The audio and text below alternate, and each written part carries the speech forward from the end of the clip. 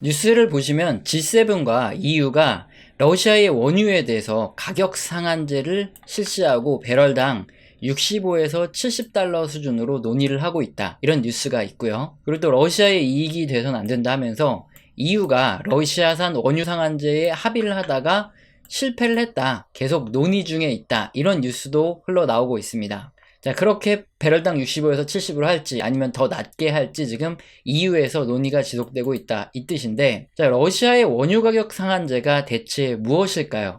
자, 지난 9월 3일에 G7 회의에서 러시아의 원유 판매 수입이 우크라이나와 전쟁으로 사용되는 것을 좀 제한해보자. 그래서 유가가 너무 높으면은 러시아가 수익을 많이 보니까 그게 바로 전비로 쓰일 거 아니냐, 그래서 이걸 제한해보자. 그리고 두 번째, 글로벌 원유 가격이 전쟁 이후에 너무 급격히 증가를 했잖아요. 이게 국제 유가인데 2022년 러우 전쟁으로 이렇게 급등하는, 자, 그래서 글로벌 경제가 굉장히 어렵고 인플레이션이 심해졌던 거 다들 기억하실 겁니다. 그래서 글로벌 원유 가격 급등도 한번 막아보자, 이런 취지에서 러시아 원유, 이 해상 원유에 대해서 상한제를 도입을 한 건데요. 자세하게 이게 뭐냐면은 12월 5일부터 시작을 해서 G7과 EU 그리고 호주까지 포함해서 가격 상한액 이상으로 수출되는 러시아산 원유가 있으면 여기에 대해서는 운송, 금융, 보험, 해상 서비스를 전부 다 금지하겠다. G7, EU, 호주에다가 만약에 러시아산 원유를 판매할 때는 상한액 이상으로 판매를 하게 되면은 그러면 못 판다, 해상 수출을 제한하는 이런 조치라는 말입니다. 자, 그러면 우리가 한번 생각을 해볼 게 있는데, 러시아가 꼭 해상으로만 석유를 공급하는 게 아니잖아요. 그래서 육상으로도 공급할 수 있는데 육상으로 공급해버리면 끝 아니냐, 이렇게 생각할 수 있어요. 왜 해상으로만 제재를 하는지 한번 살펴보면, 일단 유럽으로 가는 석유관은 이게 드루즈바 석유관이라 그래서 북쪽, 남쪽 이렇게 드루즈바 석유관이 있어서 유럽 쪽으로 러시아산 석유가 흘러 들어갑니다. 그런데 이 드루즈바 석유관은 건드릴 수가 없어요. 왜냐하면은 EU 국가들 중에서 석유 의존도가 굉장히 높은, 그래서 당장에 러시아산 석유가 끊기면 경제가 어려워지는 국가들이 있거든요. 얘네들의 반발이 너무 심해서 육상운송 드루즈바에는 제재를 걸고 이렇게 하기가 너무 힘듭니다. 자, 그래서 EU에서 생각을 해봤더니 뉴스처럼 러시아발 원유 해상 운송 비중이 5.2%다, 이 뉴스 기사가 있는데, 이게 정확하게 뭐냐 하면 글로벌 전체 해상으로 운송되는 원유 중에서 러시아 비중을 따져봤더니 5.2%더라 이거예요. 굉장히 큰 양입니다. 이게 만약에 줄어들거나 하면은 국제유가가 급등할 수 있는 이런 요인이거든요. EU의 입장에서 반발이 심한 드루즈바는 그냥 두고 해상만 통제해도 충분하다 판단을 내려서 해상으로 운송되는 원유에 대해서만 가격 상한제를 걸도록 하자, 이렇게 한 거예요. 자, 그러면 원유의 상한 가격은 대체 어떻게 결정이 될까요? 우선 합의에 의해서 결정 내리지만 원론적으로 러시아 원유의 생산 원가 최소 그리고 시장 가격 요거를 최대로 결정하고 그 중간쯤에서 원유 상한가를 결정하자, 이게 원론적으로 처음에 합의가 도출된 내용인데, 그렇지 않죠. 양측의 의견이 굉장히 팽팽하고 러시아 원유의 그 생산 가격 정도로만 하자, 그래야지 러시아한테 도움이 되지 않지 않느냐, 이런 식으로 합의가 굉장히 어려워지고 있는 상황입니다. 좀 이따 설명드리고요. 러시아의 원유의 생산 원가는 얼마냐? 2016년 기준으로 여기 그림 보시면 러시아가 18달러 정도가 됩니다. 배럴당이죠. 사우디아라비아가 10달러 미만이고 이란, 이라크가 한 10달러 정도 미만이에요. 그러다 보니까 중동은 사실상 빨대를 딱 꽂으면 콸콸콸 나온다, 이렇게 보시면 됩니다. 중동 국가들이 원유 공급의 핵심인 이유가 이렇고, 2022년 물가가 올랐다 그래서 20달러 정도로 추정을 해볼 수 있다, 이렇게 가정을 하고, 그럼 2022년 11월 현재 국제유가가 77.6달러입니다. 77달러로 해서 중간 가격을 한번 정해보면 약 48달러 정도의 가격 상한제가 결정될 수도 있어요. 48달러면 요 정도 가격인데 거의 2021년 가격으로 회귀하는 거기 때문에, 그래서 48달러에 팔으라 그러면은 러시아가 그렇게 팔까요? 그런 식으로 가면은 사실상 러시아가 합의할 가능성이 없기 때문에 진정한 에너지 금수 조치가 되겠죠. 하지만 현실은 어떻습니까? 여기 65에서 70달러 수준으로 현재 논의되고 있다, 이런 얘기가 나오고 있죠.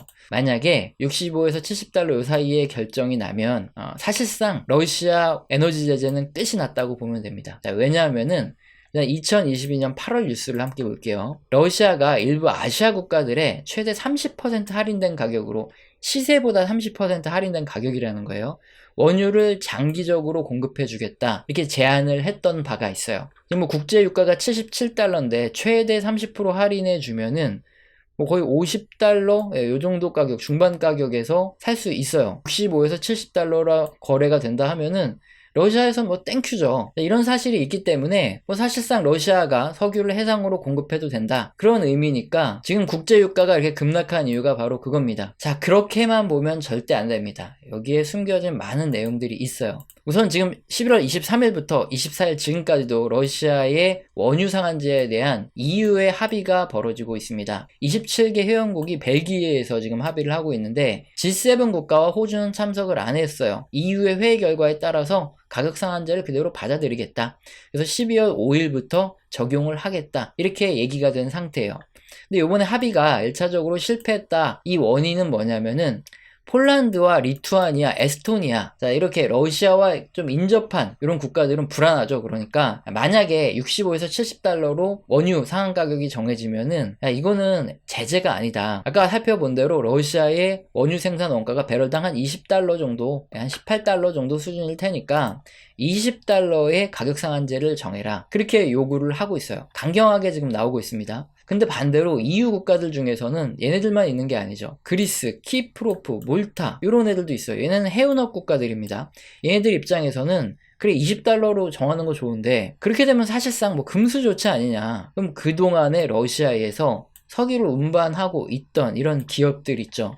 얘네들에 대한 손실을 니네가 보상을 해줘라. 이렇게 얘기를 하고 있고 또 나머지 국가들은 어떻습니까? 이러지도 저러지도 못하고 강경하게 입장을 표명은 못하지만 지금 이제 겨울이 오고 있어요. 지금 에너지 가격이 너무 급등을 해서 물가가 높아지고 있기 때문에 사실상 뭐 65에서 70달러 정도로 가격 상한제가 정해졌으면 그만큼 러시아의 에너지 제재 요 문제 때문에 EU 국가들이 피해가 상당히 크다 이 말이에요.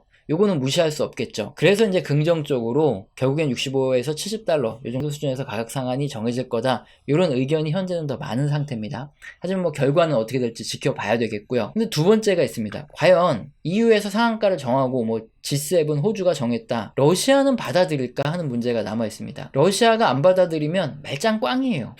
그래서 한국은행에서는 전망 두 가지에 대해서 예측을 했습니다. 우선 받아들일 수밖에 없다. 이런 전망에서 한번 먼저 살펴보면 그림은 러시아의 재정 수입 추이입니다. 여기에 있는 녹색이 원유 그리고 가스예요. 2021년, 2022년 굉장히 큰 부분을 재정에서 원유와 가스가 차지하고 있습니다. 자, 그런데 해상 금수 조치가 실행이 됐다 그러면은 이 재정 수입이 크게 줄어들 수밖에 없어요. 자, 그런 거를 러시아가 감내를 하겠냐? 적정한 가격이면 받아들일 수밖에 없다 이거죠. 그리고 두 번째로 아니 만약에 EU가 수입을 안 해주고 G7 호주가 안 해준다 해서 그러면 중국이라든가 인도의 국가를 통해서 이렇게 우회 수출이 지금도 되고 있는데 중국과 인도가 좀 더 많이 수입을 해주면 되지 않느냐 이 부분을 생각할 수 있는데 그게 아니라는 거죠. 자, 여기 그림에 푸른색과 주황색 부분이 중국하고 인도가 러시아 석유를 수입해주는 양인데 2022년 5월 이후부터 이렇게 봤더니 수입량이